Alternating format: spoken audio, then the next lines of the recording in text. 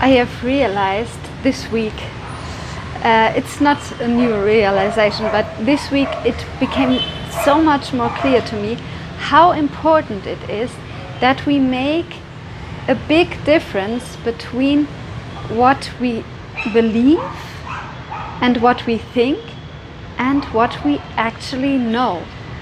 If we talk with somebody and if we make our perception of life, it is so important that we tell them, this is what I know because I have experienced it, and this is my belief about it, because often these both things are combined. Somebody makes an experience and then the mind comes in and the explanation is tied to the experience, and sometimes the belief or the thought about the experience is exactly right, but not always. And it is totally important that we say, okay, this is what I believe and this is what I know, and that we don't tell so many things that we believe as in a way as if they were the ultimate truth, because we maybe believe that, but it is important that we question our beliefs, that we question what we think is true, and that we are open and flexible to new perspectives. I also do this, and sometimes I question what I believe, and it is not always so comfortable and pleasant, because if we have a picture in mind how reality is, how life is, how everything is, it gives us this feeling of safety and stability. And in the past, I was sometimes trying to talk with people, and I wanted them to believe the same things that I believe in, because I was a little bit unsure if they were really true. So I wanted to feel more secure in what I believe, and I've tried to convince them to see it in the way I do it, because then I would have felt more stable in that belief, you know. And the belief was true, but it was not necessary that I would convince other people. It was not only because I wanted more security and stability. It was also that I thought that would be good for them if they believe that way, that then they would feel better, then it's a good opportunity for them. But sometimes people just want to be free, and they want to go their own path and have their own beliefs and experiences. And also with small children, you can tell your children, oh no, you cannot go without shoes outside when it's raining, or you can let your child experience. If it says, no, I don't want to put my shoes on, if it's a small child, and you let it go with socks or barefoot in the garden or out onto the street, then afterwards it knows if it goes out there with his socks, then you don't have to argue the next time with your child that it should put its shoes on, because it knows, okay, my feet are getting wet, my socks are getting wet if I don't put my shoes on. It's better if I put my shoes on. And it is so nice if we allow people to make their experiences, and we don't try to tell people constantly what they should doing. I mean, that's a habit.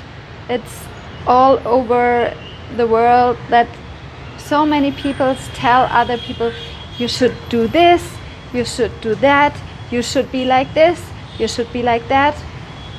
Is it not better if we focus on ourselves, how we want to develop, and we help friends who want to have guidance, and we give them sometimes feedback. Yes, that can be helpful, but oftentimes I observe it is also that people want to be in a higher position, and because of that they are taking this from an egotistical lack mentality, to want to feel more worthy, to want to feel more powerful, and because of that they are telling other people what they should do and what they do wrong, and that is not a loving way to treat people. So if we are telling other people what they should do or what we feel, if we are giving them feedback, it's always very good to say, this is how I feel about it if you do this and this, and this is what's coming up within me if you say this or if you do this. So it's not like we are then we are not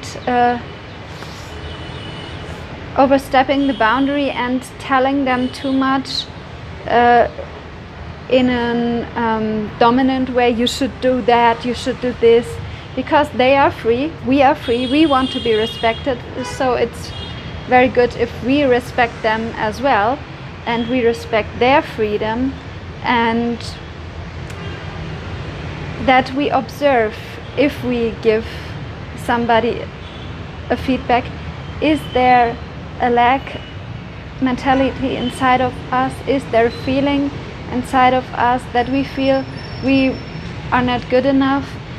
Is it that we want to have a higher status than the other person? Is it that we want to feel more powerful?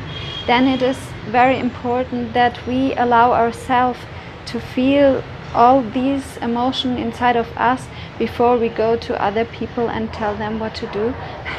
Because if we heal these aspects inside of us just by allowing them to be there and giving these feelings our attention, in my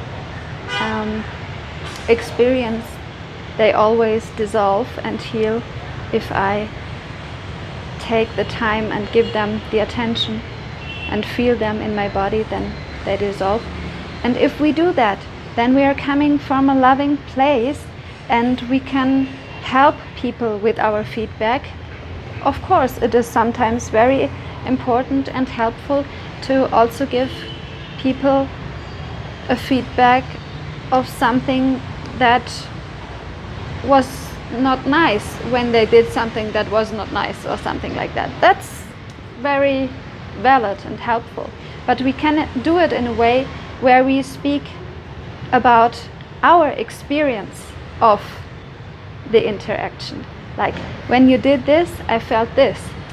When you, you understand. Okay, yeah. And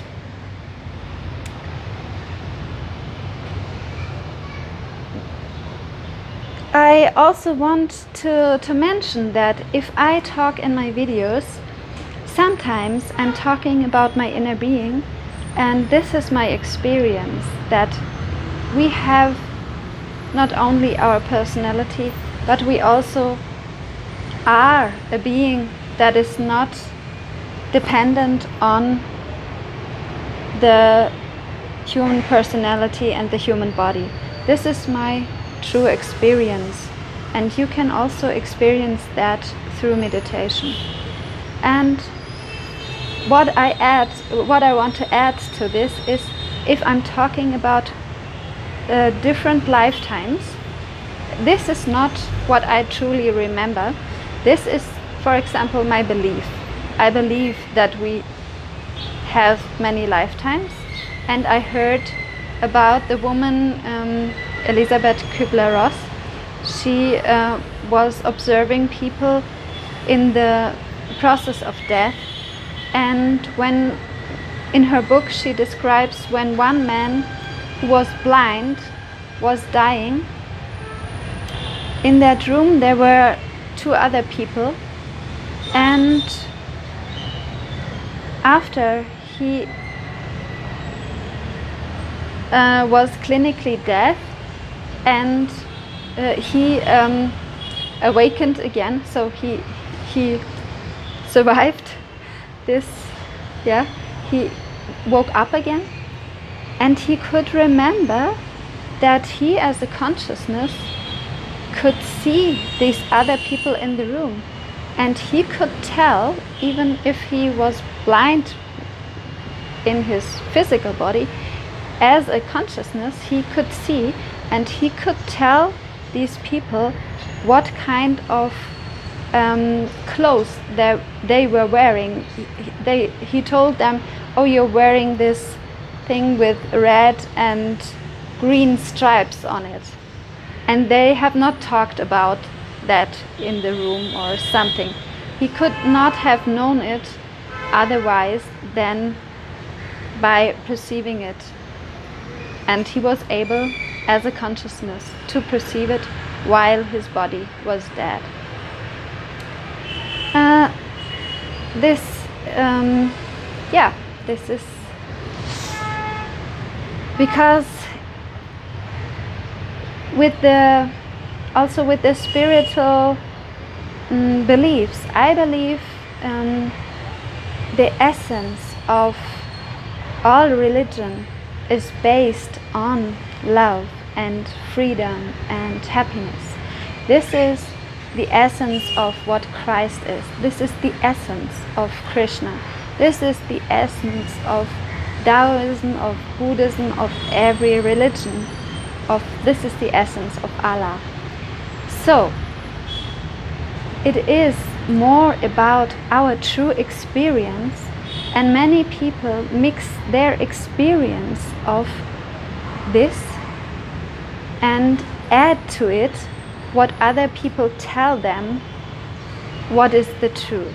And it is so important that we question this, because sometimes it can be flipped by the interpretation of people, and it is not even that they intended to do it like that. But I want to give you an example. Like, I was listening to somebody who was talking about Krishna, and Krishna is one word for God or Allah or however you want to call this energy that has created life. And you can also say it is like the quantum field. And so he was talking about Krishna and said that it is very important that we would focus on what makes us, that we focus on what fulfills our soul and what would make this Krishna consciousness happy, was his words. But I think it's important that we don't see it only outside of us, but we realize this is not somewhere else, it is what is our essence as well. My camera went cut off. So I wanted to say, or what I was saying, because I didn't notice that it cut off. I was saying that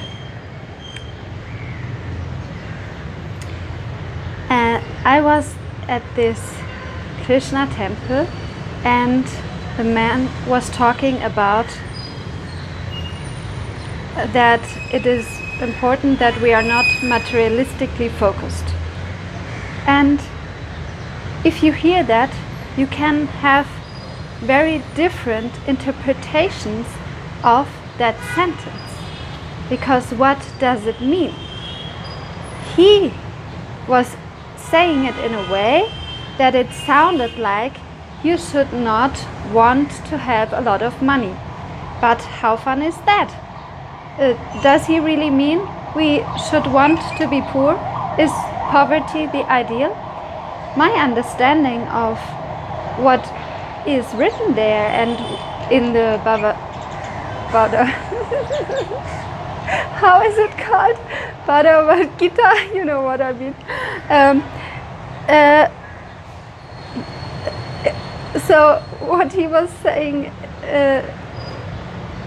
this not being focused too materialistically, my understanding of that is that we should not need anything to be happy, that we can detach our happiness and we can feel happy because we are focused on positive thoughts and we believe that enough abundance will be there for us, and then we can feel happy even if we don't have a lot of money, or even if we lose a lot of money. We can feel very happy in this moment if we choose in that moment to say, wow, I'm so free emotionally.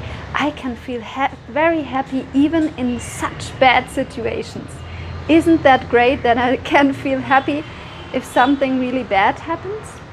I often have used this thought to feel very happy when something really bad happened, what we say is bad, because if we see that we can feel happy in these situations and we are not dependent on the outside circumstances, how bad is that we can experience how free we are, how happy we can be without needing some circumstances to be a certain way.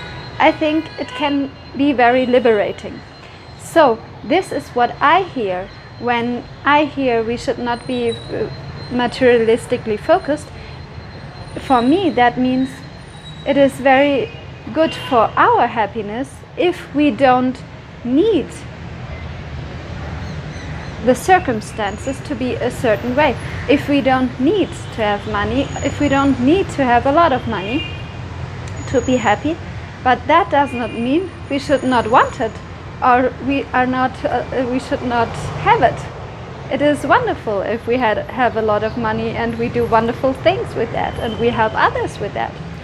And we do things that are good for our health and for our children and whatever. Yeah, that's a good thing.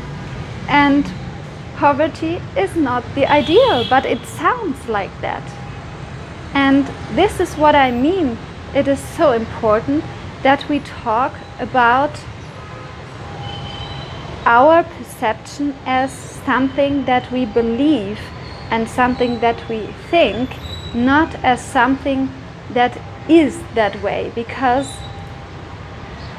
that was his belief, that was his interpretation of the sentence, not being materialistically focused. But not being materialistically focused can mean different things. And I was understanding it completely different than he was. So this is important that we point that out and that we separate belief and thought from our true experience. Because if you touch a plate, cooking, not plate, how is it called? This electric cooking device. If you touch it and it is cold, but there is written, it is 30 degrees hot, you should not touch it. The red lamp is shining and it's written there, 30 degrees, don't touch it, and you touch it and nothing, it's not hot. Would you believe what is written there, or would you believe your experience? I mean, the experience is what we should trust, and we should trust ourselves and what feels true to us and what makes us happy, not what other people tell us what we should believe or what is true. It is very important that we start to separate ideas and beliefs from true experiences.